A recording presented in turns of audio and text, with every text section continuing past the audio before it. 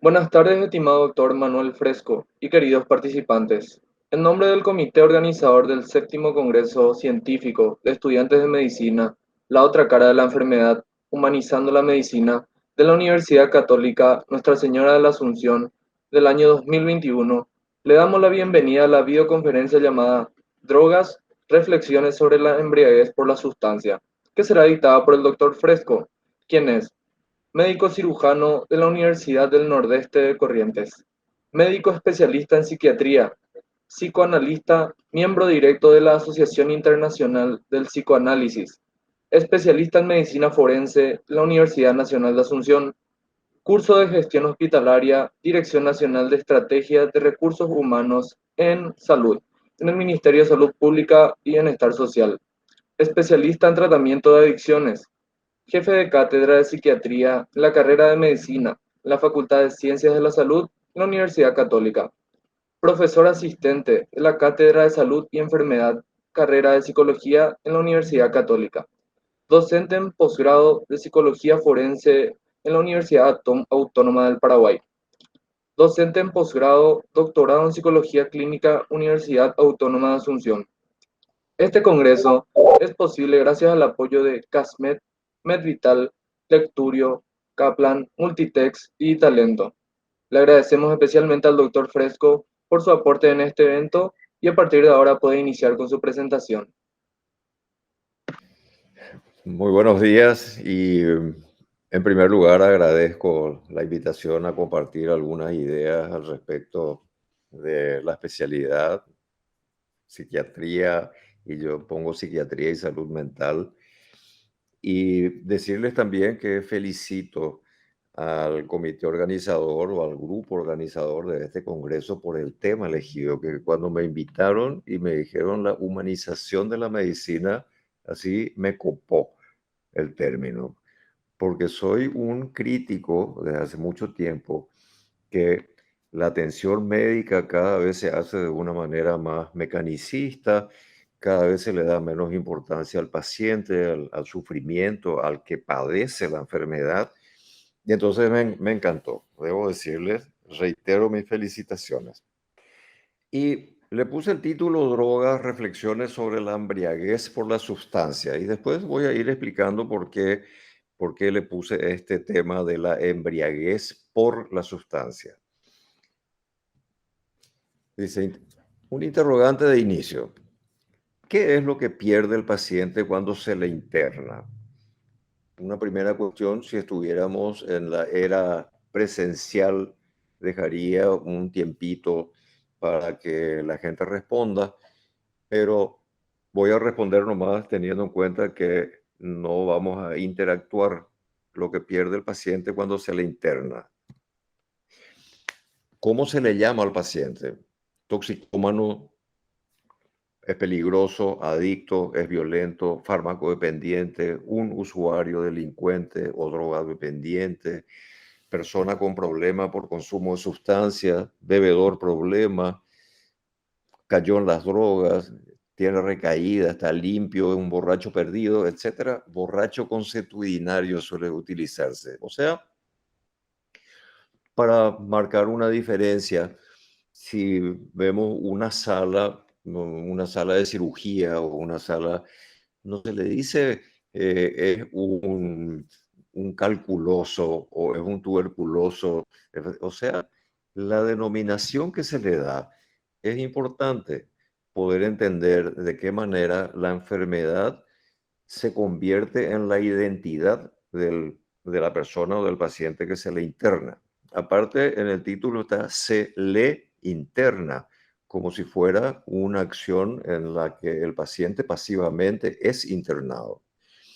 Y la cuestión central, metiéndonos en nuestro tema, que vamos a hablar de drogas y esta cualidad que trasciende solamente el problema de drogas. Yo voy a enfatizar en el manejo de los pacientes con trastornos por uso de sustancias, como se llama en la clasificación internacional, solamente porque es lo que me pidieron. Pero en realidad esto apunta a que revisemos nuestra práctica, y ustedes estudiantes se forman en una universidad que en general o nos forman, porque me voy a incluir, salimos siendo expertos en enfermedades. O sea, el médico, la médica, cuando sale, sale un profesional que sabe mucho de enfermedades. Y con el tema de droga, la cuestión central es que este problema no es una realidad ontológica. Eso quiere decir que no es una realidad así como la tuberculosis o no sé, o el COVID, por ejemplo, que uno tiene las manifestaciones, uno descubre, visualiza el microbio, el germen, el virus, etcétera, etcétera. El tema de drogas no tiene estas características. Se trata de una construcción social, o sea, es una construcción que en diferentes momentos va cambiando la percepción y por lo cual, dice, la forma de conceptualizarla va a definir la respuesta ofrecida. Esto porque en el tema de drogas tenemos dos aspectos importantes que vamos a ver un poquitito más adelante. Entonces, en la cuestión drogas tenemos varios subcapítulos que vamos a revisar rápidamente. El tema de las sustancias propiamente, o sea, para que haya problemas de drogas, obviamente tiene que haber drogas. Después, ¿cuál es el problema que se genera?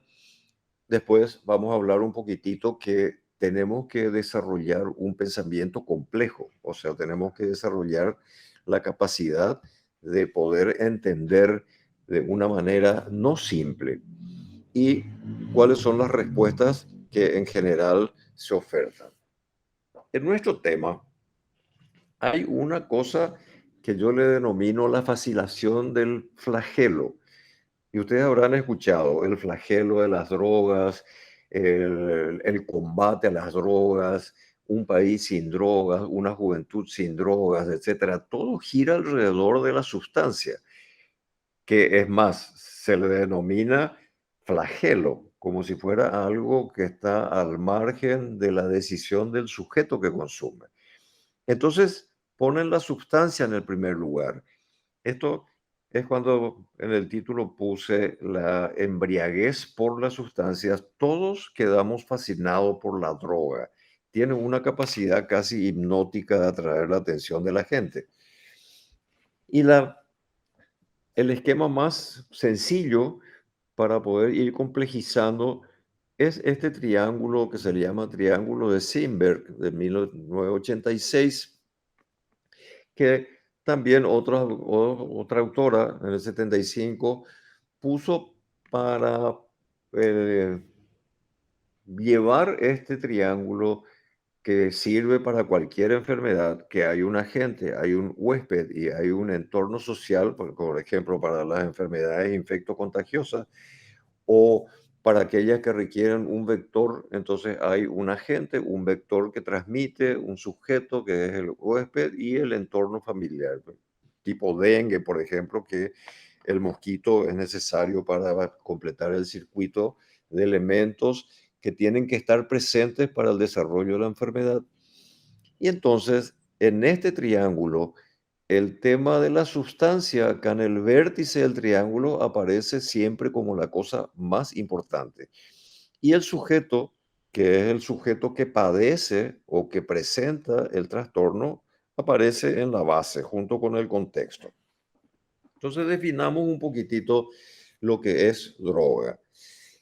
La Organización Mundial de la Salud define como cualquier sustancia química, natural o sintética, que es importante esta especificación porque hay muchas discusiones sobre si la marihuana es una droga o no, si tiene químico o no, que en muchas situaciones clínicas uno discuta o intercambie estas, estas concepciones con los pacientes.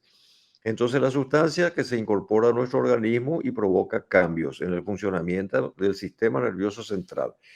Lo importante acá es las alteraciones del sistema nervioso central porque hay muchos otros químicos que no tienen esta acción.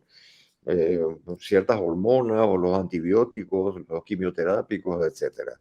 Y los cambios pueden ser físicos, psicológicos, siempre ambos. Se manifiestan en diferentes formas según las características individuales.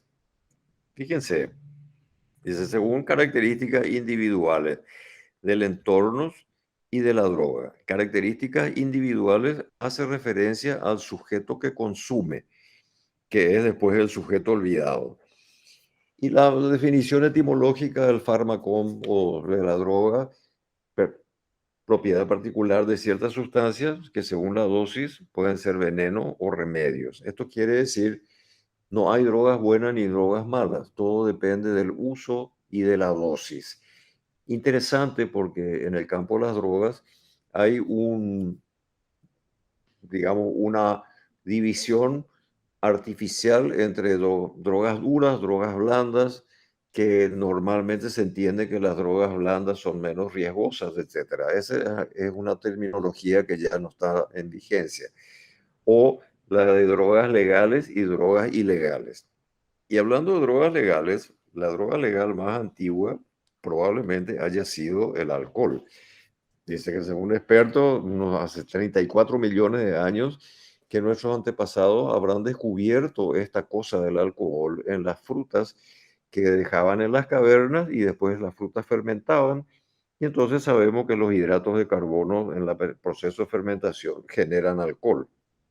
Así se prepara la chicha de la cáscara de la piña, etcétera, que habrá sido un hallazgo fortuito esta cuestión.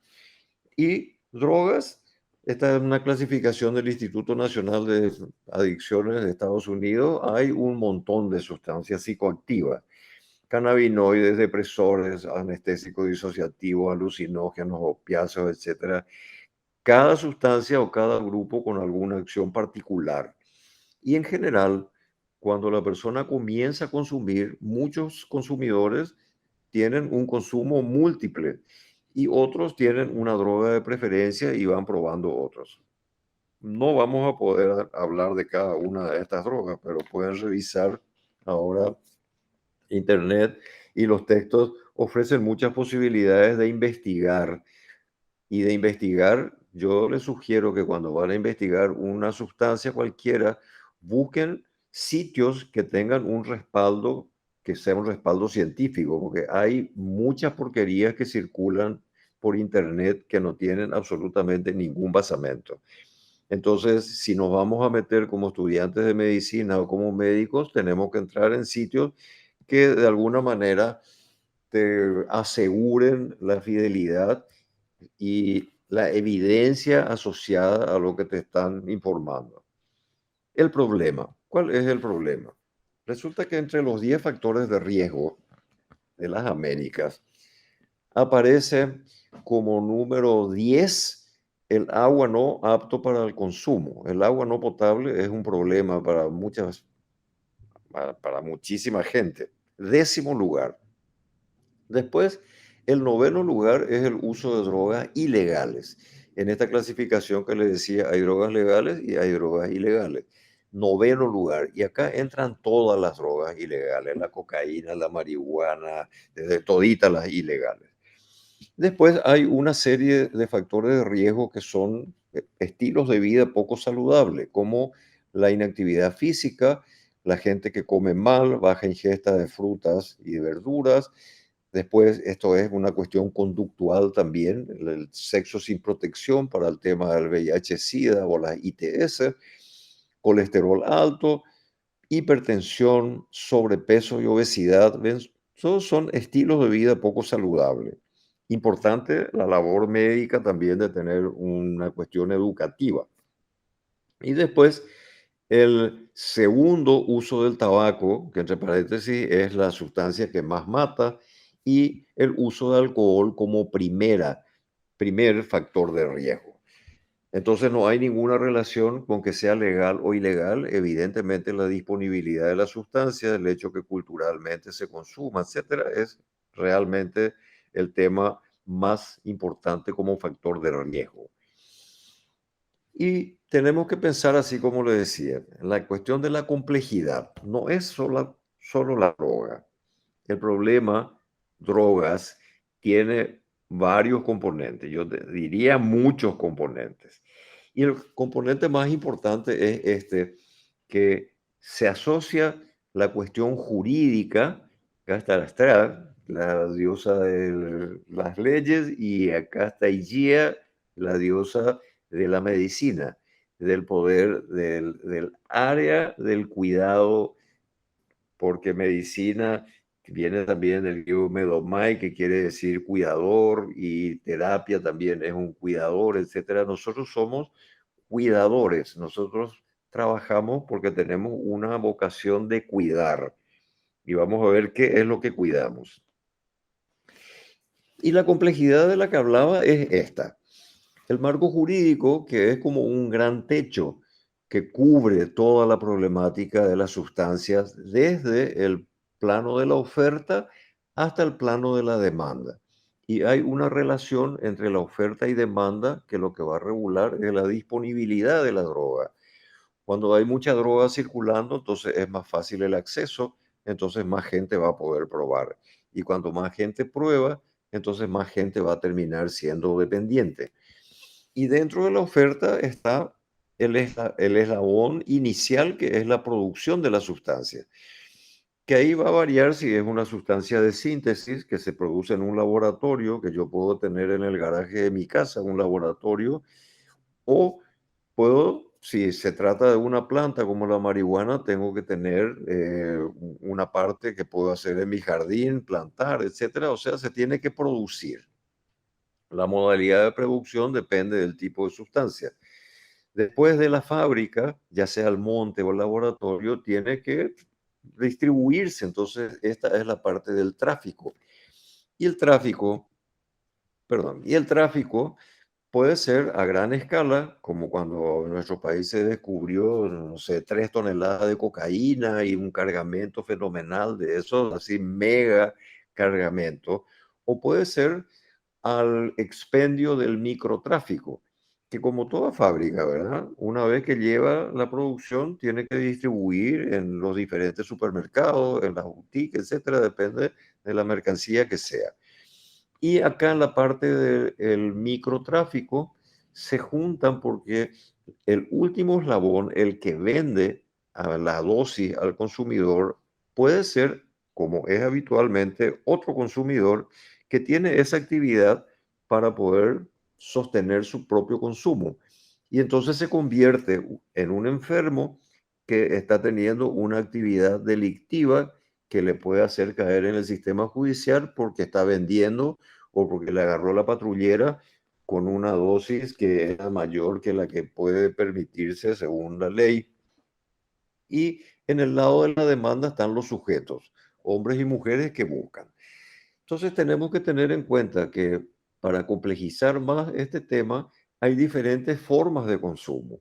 Muchísima gente consume alcohol y solamente un 10 a un 20%, 15 dicen algunos, o 20%, pero es un porcentaje bajo que de ser un bebedor social se convierte en un bebedor problema, en un bebedor que tiene alguna característica que no puede controlar su consumo, etcétera.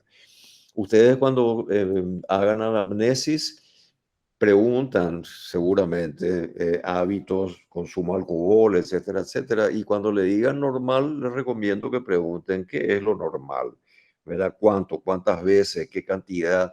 Y preguntar así someramente si, por ejemplo, le cuesta regular o cuando toma un par de cerveza quiere seguir tomando, etcétera. Para poder hacer la diferencia entre un uso normal, una categoría de abuso o un patrón de consumo dependiente. Y en relación a esto, nuestras intervenciones, que no tienen que ver con el lado de la oferta, donde la represión es lo que se hace, y ahí las instituciones son la Policía de Narcóticos, de la Policía Nacional o la Secretaría Nacional Antidrogas. Y nosotros, que somos médicos y deberíamos ser médicos educadores, cuidadores del área sanitaria, preventiva, entonces tenemos diferentes momentos de intervenir, tipo la prevención primaria, secundaria y terciaria, universal, selectiva, indicada, que son la terminología clásica de salud pública. Lo que hago en términos de evitar el inicio del consumo o por lo menos prolongar. No es lo mismo un chico de 12 años que comienza a probar alcohol a una persona de 15 o 16 o 18 años. También acá haría, si estuviéramos todos presentes, le diría que levante la mano a la persona que no está que no consume alcohol y habitualmente es una minoría. Y entonces siempre el chiste que les hago es acá, compañeros y compañeras, les presento a los anormales del grupo, pues siempre son pocos los que no toman. Y la mayoría, 60% son bebedores normales y un 20% son bebedores problemas. Entonces, para los bebedores problemas, nuestra función médica es que hagamos lo posible para detectar precozmente. Esos son los síntomas iniciales para hacer la prevención secundaria, que es el diagnóstico precoz y el tratamiento oportuno, o la prevención selectiva, como también se llama. Y posteriormente, cuando ya hay un problema de dependencia, es la prevención terciaria de tratamiento y rehabilitación. Y en el tema de drogas, hay una cuestión importante que hay algunos usuarios de drogas que no quieren dejar de consumir, porque en drogas tenemos dos paradigmas que son así, paradigmas que durante mucho tiempo fueron controversiales, fueron antagónicos.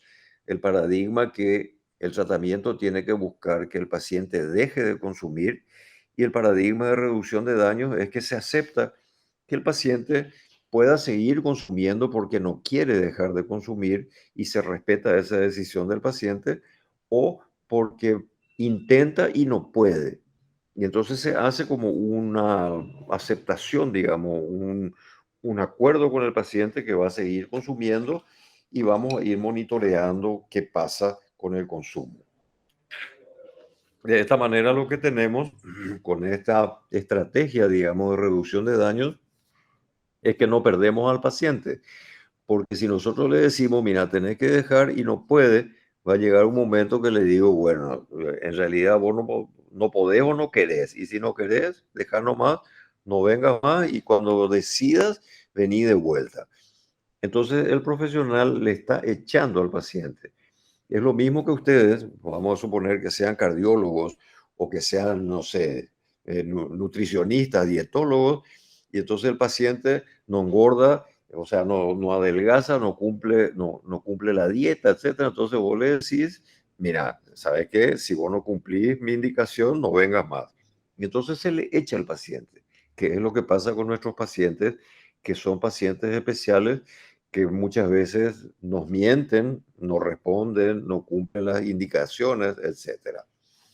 Y tenemos que entender que el uso de sustancias no necesariamente es igual a dependencia, como les decía, que en el caso del alcohol tenemos 20% de la población que no consume alcohol, que es abstemia, 60% que son bebedores normales y un 20% que son bebedores problemas. Entre un 15% bebedores problemas sin dependencia y un 5% que es el bebedor problema con dependencia, que es el clásico alcohólico que si no toma tienes un síndrome de abstinencia, etcétera, etcétera. Una pequeña proporción nomás desarrolla la dependencia y no es un acto criminal el consumo. Estas dos diosas que le puse en la lámina, la de la justicia y la de la curación, la de la medicina, nosotros tenemos que ver al usuario como un enfermo, aunque haya cometido un delito, que es bastante frecuente, que es uno de los problemas. Y el consumo problemático, uso nocivo, dependencia, debe conceptualizarse como una enfermedad. Pero como el marco jurídico tiene el techo o una carpa que engloba no solamente la producción y los hechos propiamente delictivos, sino que la ley 1340, por ejemplo, permite que una persona que tiene un certificado que no hay carnet para aclarar una especie de mito ciudadano que hay un carnet que te permite tener marihuana, cocaína, etcétera. Eso no es cierto.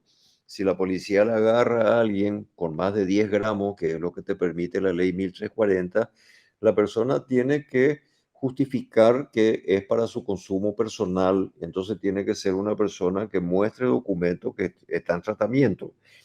Entonces, eso es lo que la gente entiende que hay como una especie de carnet que no hay.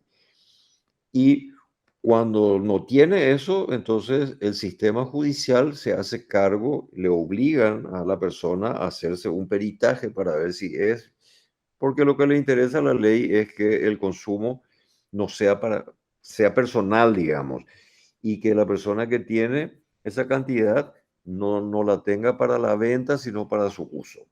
Entonces, la sobrecarga que tenemos en el campo sanitario de pacientes que van obligados para la evaluación de toxicomanía, como se llama, el juicio de toxicomanía, para que el especialista determine si esta persona es o no es dependiente. Por lo cual, si es dependiente, se supone que lo que tenía era para su consumo. Y la dependencia se define como un trastorno crónico recurrente. Quiere decir, crónico no se cura y recurrente es que tiene momentos buenos y después tiene momentos en que reaparece el cuadro. Y se caracteriza por búsqueda y consumo compulsivo de la droga. No puede evitar pérdida del control sobre el consumo y reacciones emocionales negativas. Esto es disforia, ansiedad, irritabilidad. Esta disforia es el pirebaí, ese que está de mal humor, al suprimir el consumo. Esto es lo que en el término de los consumidores le suelen llamar fisura. Cuando dice estoy fisurado es porque está queriendo consumir y entonces nada quiere. Y la historia natural de esta enfermedad es como cualquier enfermedad. Acá, en el periodo prepatogénico, está el triángulo del que hablábamos, que es la gente, el huésped y el ambiente, y acá se interviene para el tema de la prevención primaria. Y después en el periodo patogénico hay la prevención secundaria, que es las manifestaciones precoces, y después la prevención terciaria con el componente de reducción de daños cuando la patología ya es crónica. Importante el diagnóstico precoz. El diagnóstico precoz tiene como una paradoja, ¿verdad? Porque cuanto más temprano se descubre, digamos, menos y menos compromiso tiene el paciente. O sea, está en una fase que es una fase que se le llama de precontemplación. Bueno, los diagnósticos. No vamos a entrar en todos, pero a la persona que le interesa, entonces tiene que entrar en la clasificación internacional de enfermedades, capítulo 5, que es así como la gran enciclopedia de enfermedades de la Organización Mundial de la Salud. Y en el capítulo 5, entonces están todos los trastornos mentales. El capítulo 5 es de los trastornos mentales. Entonces están acá las demencias. Este es el código numérico que tiene. El código numérico que tiene, que es trastorno mental y del comportamiento debido al consumo de sustancias psicotrópicas. Después tenemos la psicosis, esquizofrenia, las depresiones, la neurosis, trastorno del comportamiento, etcétera. El resto de las patologías mentales. Entonces vamos a ver un poquitito la terminología. Resulta que el consumo de drogas puede tener muchas formas clínicas.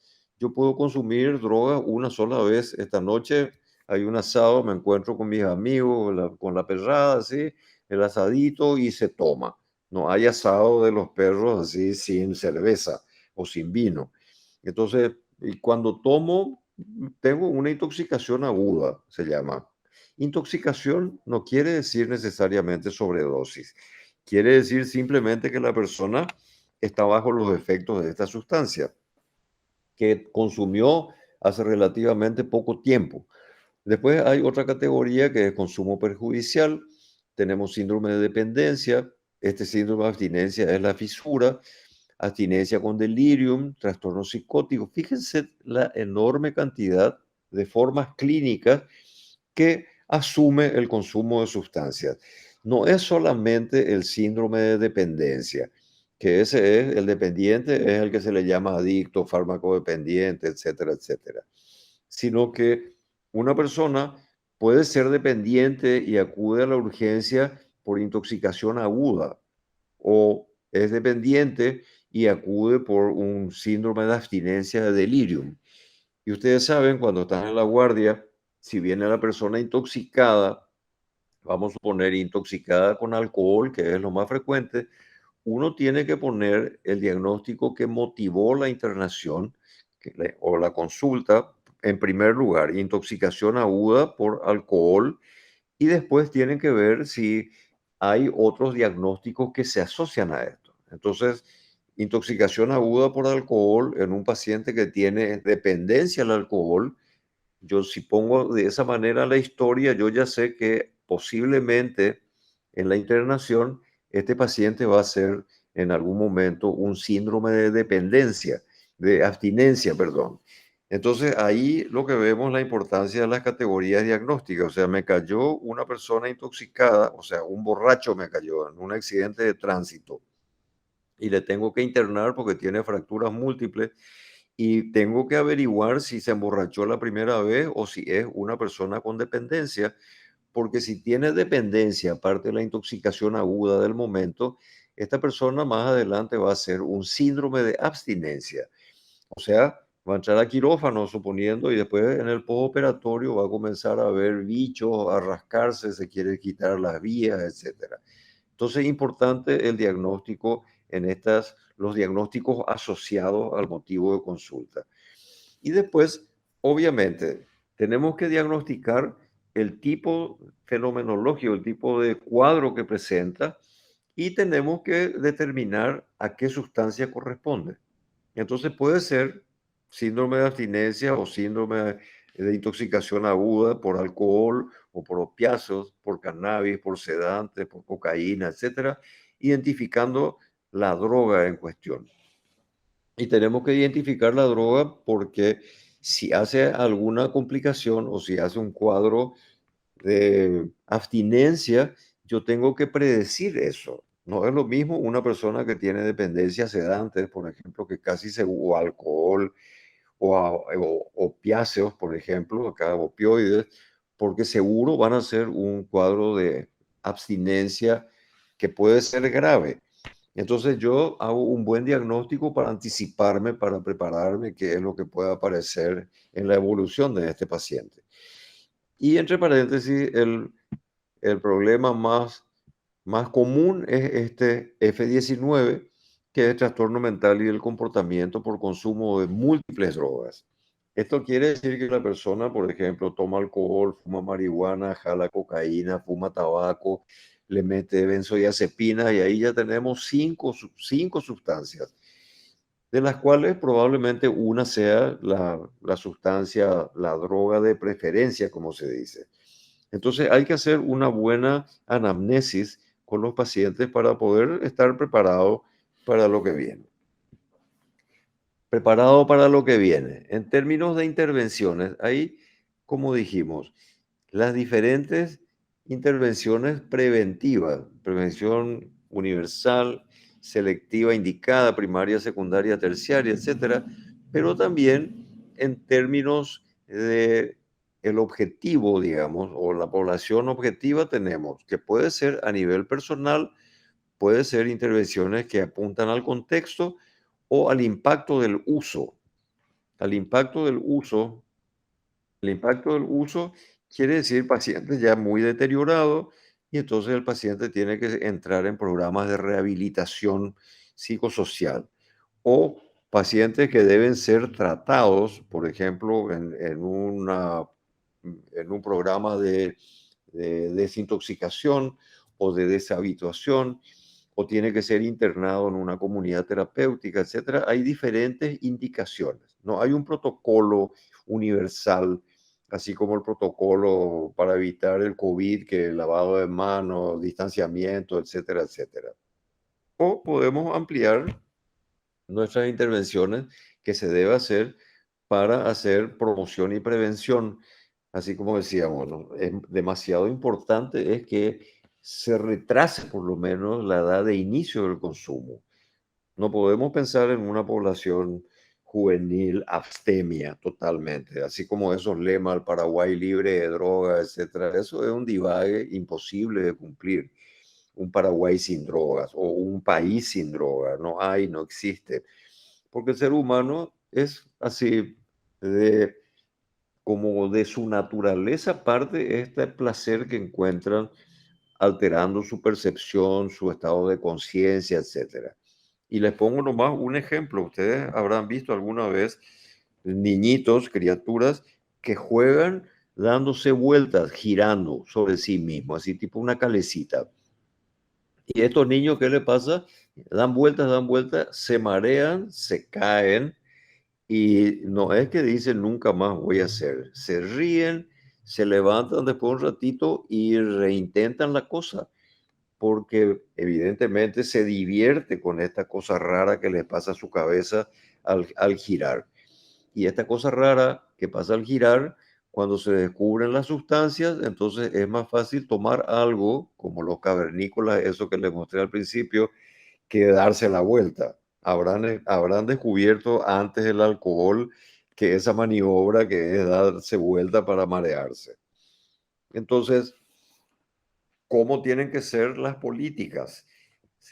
La base tiene que ser la que más insumos financieros lleva. Uno tiene que apostar a la promoción y prevención una menor cantidad a la detección temprana, intervención breve y tratamiento. Intervención breve es una intervención que se hace en las salas de espera.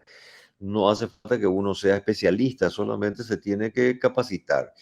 Y entonces en la sala de espera de los hospitales tienen que haber educadores y que hacen este juego, digamos, de intervención breve, que está demostrado, hay suficiente evidencia que tiene una acción muy importante en el cambio del patrón de consumo. Y después la menor inversión a todo lo que sea tratamiento especializado, rehabilitación, reintegración social, etcétera, tiene que ser a la inversa. Es decir, ahí no tenemos que gastar tanta plata en esto. Nuestro problema país es que no gastamos luego plata en esto. No gastamos plata en el tema de la promoción y prevención, no gastamos plata en la cuestión de detección temprana, etcétera, salvo algunos intentos aislados. Por ejemplo, en el centro de adicciones nosotros capacitamos a la gente de las unidades de salud de la familia, los educadores, etcétera, para que estén en condiciones de hacer esta cuestión de detección temprana. Trabajamos también con las escuelas, con los docentes, con los líderes estudiantiles, etcétera. Y el tema de rehabilitación, no hacen falta grandes hospitales. Lo que hace falta es que las redes asistenciales están capacitadas para que cuando los casos sean graves, porque no pudieron manejar, porque se detectó muy tarde, entonces ahí lleguen a las comunidades terapéuticas o al- a los centros especializados, digamos. No tiene ningún sentido que una persona, que un chico de 18 años, de 17, porque le encontraron fumando marihuana, ya le manden a una comunidad terapéutica para internarse durante un año. Y entonces el sistema de tratamiento, como se estarán dando cuenta, tiene que tener esta posibilidad de diferentes ofertas, como un continuum, dice, todo tipo de espectro de servicios, establecimientos, programas, etcétera, disponible. Y entonces el paciente es como un sistema sanitario, ¿verdad? Que tenemos consultorio externo, ambulatorios, tenemos quirófanos, tenemos sala de parto, tenemos sala de terapia intensiva, etcétera. Tenemos una oferta de servicios de diferentes modalidades, según cada caso particular. Y eso mismo se aplica también al tema de sustancias. Y de la complejidad. No tenemos un cuadro de apendicitis aguda o un abdomen agudo, o no tenemos, no sé, un cuadro quirúrgico que requiere hacer una cirugía de cuello o algo así. Que entra al quirófano, después sale todo bien, está un tiempito internado, se le sacan los puntos, después el paciente se va de alta, chao, terminó la función. Nosotros, cuando nos ocupamos de las personas que toman y que tienen problemas por el consumo, tenemos que hacer esta parte que está acá en el centro del óvalo, que es la evaluación, proceso de admisión, plan de tratamiento, o sea, tiene que entrar en un formato, en un protocolo sanitario. Pero no es solamente el problema de la droga. La persona que tiene problemas por el consumo de drogas generalmente tiene otros problemas psicosociales que están asociados a su consumo. Por ejemplo, esta adolescente que le mató a este señor, el chipero este, para robarle su riñonera y le metió una cuchillada, y entonces todos los medios decían la droga, que no sé qué. Esta nena vivía en la calle de no sé hace cuántos años, fue abusada sexualmente, fue madre, creo, a los 10, 12 años, o sea, tenía una historia de terror. Entonces, una historia de terror, cuando uno termina diciendo que lo que hizo es porque estaba drogada, obviamente desconoce la historia de esta adolescente que fue víctima de su propia historia, en donde el consumo de droga era un elemento más. Y esta niña o esta adolescente, si se hubiera sido internada, digamos, en un sistema de tratamiento, se iba a desintoxicar y de todas esas cuestiones iba a quedar desintoxicada con un tratamiento X, pero con toda seguridad tiene un déficit educativo, seguramente tiene algunas cuestiones vinculadas a la falta de habilidades sociales, o sea, es víctima de su propia historia que no se atendió, porque una niña en situación de calle no tiene nada, ni un niño tiene que estar en la calle. Entonces algo falla con el sistema de protección de la niñez y cuando cae al sistema sanitario, si solamente le damos importancia al tema del efecto de la droga sobre ese cuerpo, entonces estamos trabajando mal, porque necesitamos servicios familiares, vivienda, transporte, plata, cuestiones legales, VIH-Sida, que muchos tienen ya el virus porque caure o drogado uno no se cuida, servicio educativo, servicios médicos, todito esto rodea al tratamiento de la persona que tiene un problema por consumo. Entonces los principios de tratamiento, dice, no hay un solo tratamiento apropiado, obvio, ¿verdad? Debe estar disponible, abarcar múltiples necesidades del usuario, evaluar el plan, duración, intensidad adecuada, diferentes, diferentes terapias, se me fue, diferentes terapias, medicamentos solamente cuando... esto también es importante que ustedes entiendan. El problema de drogas no se cura con otra droga. O sea, si uno tiene problemas con alcohol, marihuana, cocaína, ni piensen ni se ilusionen que le van a dar un remedio que le va a curar. Y evitar benzodiazepina porque esta es una mala práctica, una práctica negligente y iatrogénica de los médicos. Es decir, nosotros estamos muy acostumbrados a hacer receta fácil, así como hay policía o gatillo fácil, porque cualquier cosa el paciente dice y uno ya está pensando que le voy a medicar. Y para esto no hay remedio para el tema drogas. Tratar la comorbilidad, que es si hay otra patología, y la desintoxicación como una fase posible del tratamiento. Y todo esto depende porque el paciente tiene diferentes momentos. Entonces, esta fase de precontemplación es cuando el paciente todavía disfruta, farrea con la droga, entonces no tiene nada que ver, cree que no tiene ningún problema. Acá el tratamiento no funciona. Muchas veces llevan a la consulta adolescentes. Ustedes, algunos de ustedes va a ser pediatra, entonces el adolescente hay que preguntar, ¿qué tal? De vez en cuando le baja un porro, está chupando con los perros, qué sé yo. Así como una llegada que permita que de una manera natural uno investigue si la persona está consumiendo o no. Si hay buena relación médico-paciente,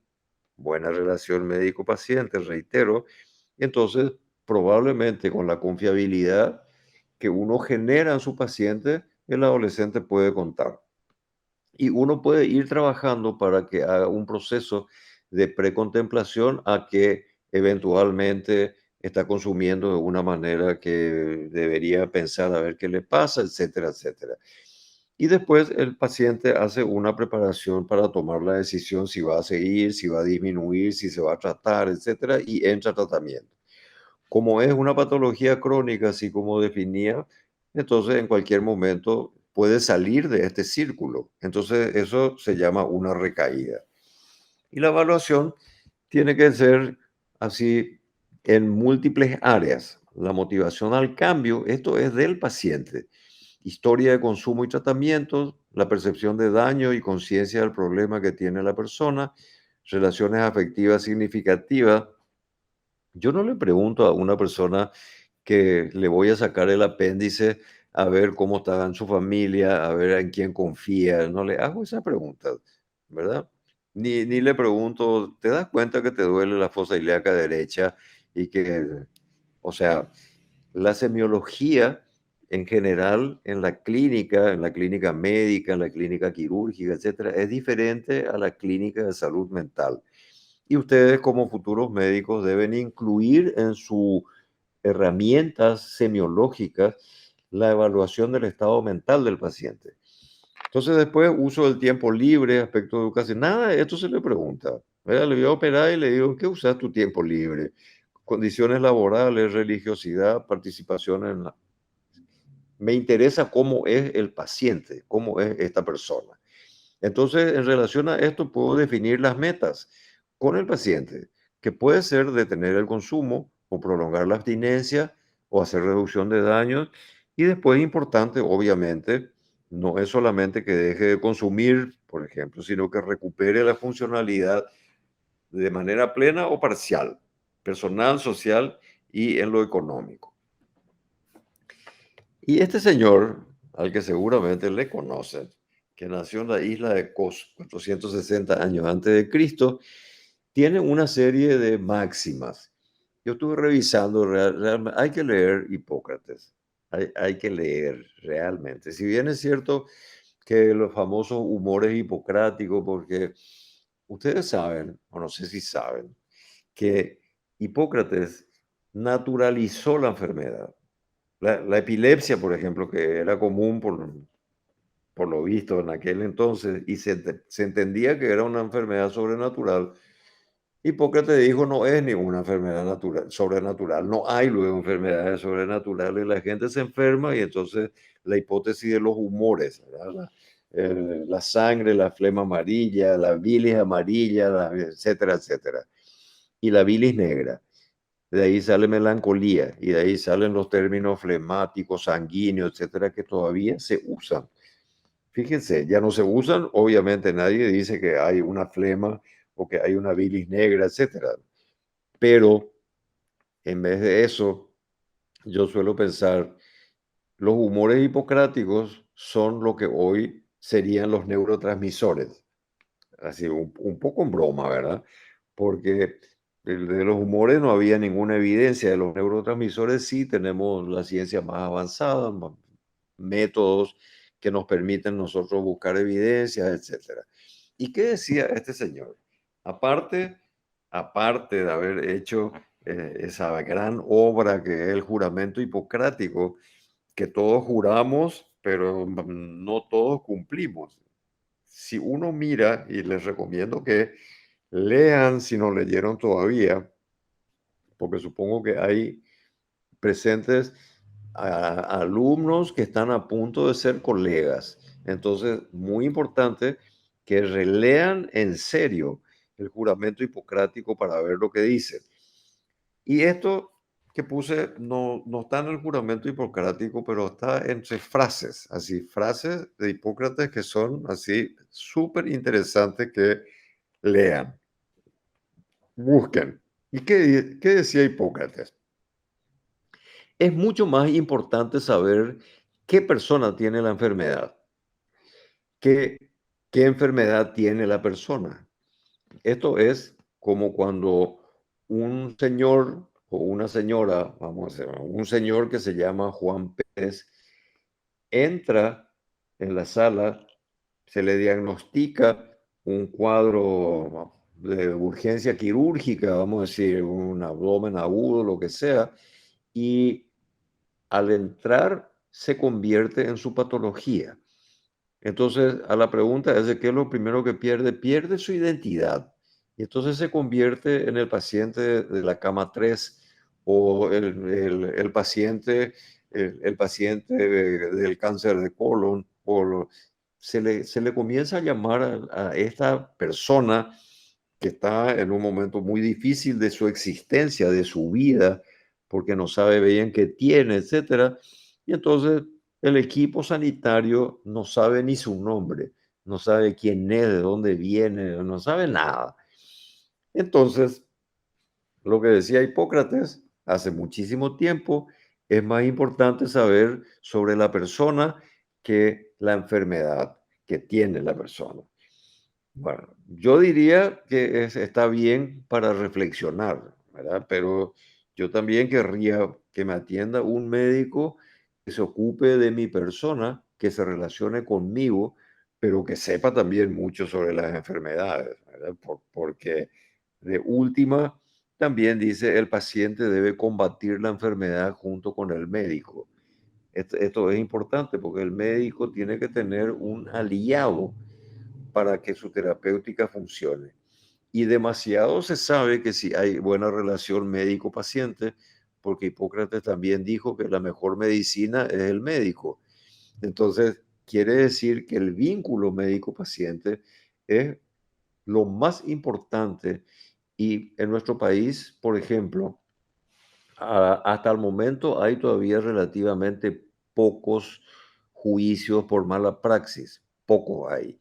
Y esto es porque todavía hay una relación con el médico, la población tiene una relación con el médico que es una relación especial, cordial, etcétera. Todavía hay, y eso hay a pesar del maltrato que muchos colegas le o sea, desarrollan con sus pacientes. Ni qué decir en el área pública, donde el maltrato es súper común. Entonces, para combatir la enfermedad junto con el médico, yo tengo que tener la habilidad como profesional de establecer un buen vínculo y la relación médico-paciente es central. Y en el tema salud mental es el espacio donde se juega, digamos, el pronóstico de esta enfermedad. Y por último, también este primum non nocere es lo más importante de nuestra práctica, es no hacer daño. Y algunas veces uno hace daño porque se equivoca, o uno hace daño porque es negligente, o uno hace daño en su intervención porque simplemente no le da importancia a esta persona que acude a nosotros porque se siente mal, porque le duele, porque se da cuenta que algo le pasa y cree que nosotros le vamos a ayudar. Bueno, espero que hasta ahí les sirva, que piensen. Reitero las felicitaciones por elegir el tema central que está en el paciente y no la enfermedad. Así que muchas gracias.